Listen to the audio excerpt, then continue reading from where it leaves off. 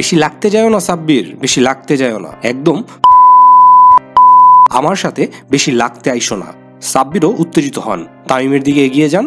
ঢাকা ক্যাপিটালসের অধিনায়ক তিসারা পেরেরা এসে সাব্বিরকে শান্ত করেন।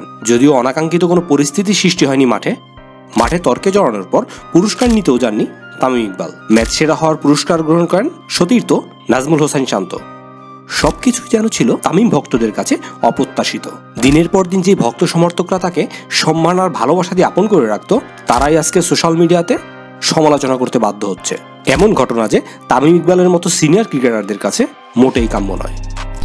মাত্র কয়েকদিন আগেই রংপুর রাইডার্সের বিদেশি ক্রিকেটার অ্যালেক্স হেলসের সঙ্গে মাঠের মধ্যে তর্কে জড়িয়ে পড়েন তামিম ইকবাল। তামিমের আগ্রাসী আচরণ নিয়ে সে সময় সমালোচনা হয়েছিল বেশ। অবশ্যই এরপর তামিম ইকবালকে দিতে হয়েছিল জরিমানা।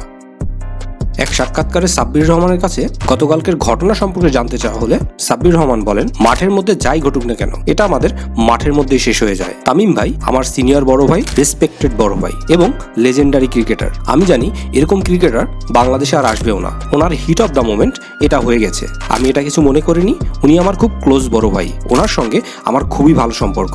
আশা করছি সম্পর্কটা চিরস্থায়ী থাকবে, ভবিষ্যতেও ভালো যাবে।